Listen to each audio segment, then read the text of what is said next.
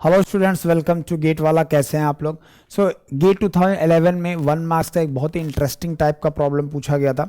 Actually problem में कुछ खास चीज़ नहीं थी, बट ये है कि जिन बच्चों का वर्क और हीट से रिलेटेड जो कॉन्सेप्ट्स हैं, राइट, बेसिक कॉन्सेप्ट जो है, डेफिनेशन पार्ट है, वो अगर क्लियर है तो वो इजीली इस प्रॉब्लम को कर सकते हैं, कोई भी दिक्कत नहीं है। Even related to first law of thermodynamics था, बट बेसिकली जो की पॉइंट था वो बेस्ड द हीट और वर्क के डेफिनेशन में।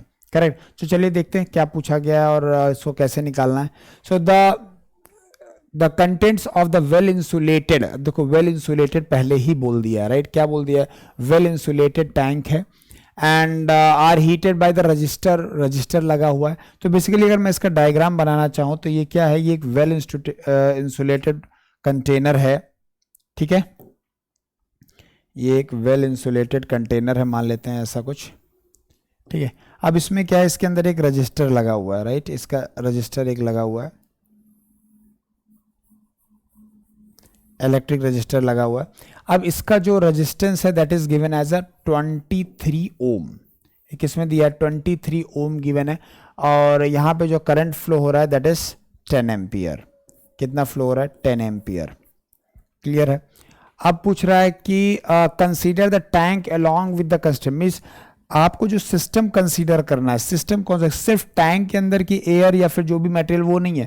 टैंक भी आपको पूरा सिस्टम है, और टैंक के अंदर जितनी भी चीजें, मतलब ये रजिस्टर भी आपके सिस्टम का ही पार्ट है, सिस्टम का ही पार्ट है, राइट। तो ठीक है, देखते हैं। वर्क डन बताना है। Work done by the system and heat interaction to the system are positive. ये तो हमारा कॉमन सा लाइक हम कन्वेंशन है जो हम लोग यही यूज करते हैं, तो कोई दिक्कत भी नहीं है। तो हमें चेंज इन इंटरनल एनर्जी, बाकी सारी चीजें अपन को निकालना है। बहुत आसान है। आपको केवल ये ध्यान देना है कि हीट एंड वर्क दोनों ही बाउंड्री फिनोमिनास है, राइट। तो इनका ये लाइक अगर कोई एनर्जी बाउंड्री को क्रॉस कर रही है तो वो हीट होगी या वर्क होगी, ये डिपेंड करता है कि मोड ऑफ हीट ट्रांसफर क्या, मेथड क्या है, राइट, किस वजह से ट्रांसफर हो रही है। तो जैसे अगर कोई भी हीट बाउंड्री को क्रॉस कर, कोई भी एनर्जी बाउंड्री को क्रॉस कर रही है और वो एनर्जी जो ट्रांसफर हो रहा है that is because of the temperature difference, तो उसको हीट बोलेंगे। और उसके अलावा कोई भी रीजन से अगर एनर्जी ट्रांसफर होता है तो उसे हम वर्क बोलेंगे। आप क्लियरली समझ लीजिए कि जो transient form of energy, energy को मैं क्लासिफाई करूं तो मैं बोल सकता हूं स्टोर्ड फॉर्म ऑफ एनर्जी और एक ट्रांजिएंट फॉर्म ऑफ एनर्जी।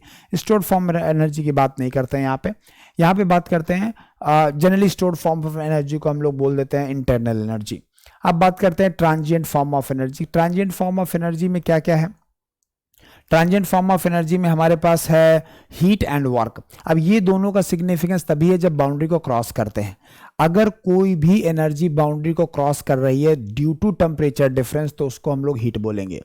और कोई भी एनर्जी क्रॉस कर रही है बाउंड्री को due to any other reason, कुछ भी होने दो, फोर्स बैलेंस की वजह से या वोल्टेज डिफरेंस की वजह से, जो भी है उसको सबको हम क्या बोलेंगे? वर्क ट्रांसफर बोलेंगे, ठीक है। बाकी तो हम लोग यहाँ देख सकते हैं। तो अब आपको पहले डिसाइड करना होगा यहाँ से जो एनर्जी ट्रांसफर हो रही है वो हीट ट्रांसफर है, वर्क ट्रांसफर। तो ऑब्वियसली ये जो करंट फ्लो हो रहा है ये हीट की वजह से नहीं हो रहा है, ये वोल्टेज डिफरेंस की वजह से हो रहा है। सो बेसिकली क्या करेंगे, ये तो हमारे वर्क में काउंट होगी, ठीक है।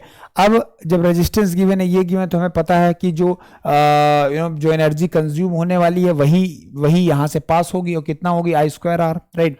तो हम क्या बोल सकते हैं कि जो वर्क है बेटा, वर्क हो जाएगा I स्क्वायर आर। सो अब ये देखना है कि ये हमारे कन्वेंशन के हिसाब से पॉजिटिव आएगा कि निगेटिव आएगा।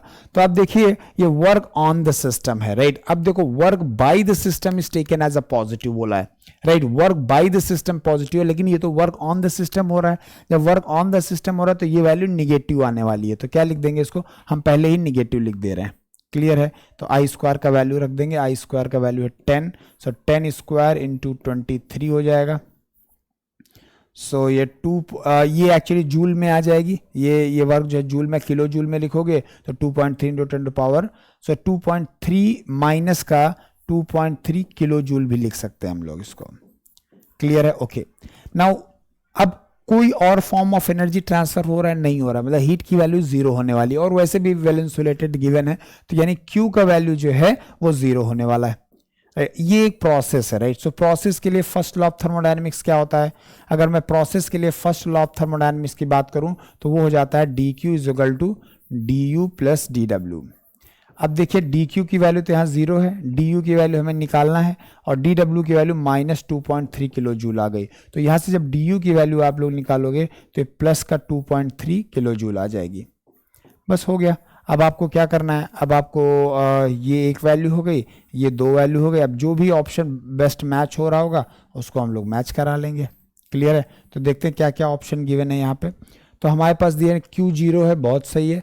W जो है -2.3 ये भी सही है और DU +2.3, तो ये अपना सही आंसर है। इसके लिए ए ही हमें सही आंसर मिल गया। अब इसमें देखो Q को 2.3, ये तो गलत हो गया, ये भी Q दे दिया। यहाँ पे क्या है कि प्लस में दे दिया, कन्वेंशन गड़बड़ है। तो लास्ट ऑप्शन में कन्वेंशन गड़बड़ है और इसमें तो Q हो ही नहीं सकता, ठीक है। तो ये बेसिकली हमारा करेक्ट आंसर हो जाए। बहुत ही बेसिक प्रॉब्लम है, right. Most of the students कर लिए, लेकिन कन्वेंशन में एक बार लोग कंफ्यूज हो जाते हैं, तो कंफ्यूज नहीं होना है। Thank you very much.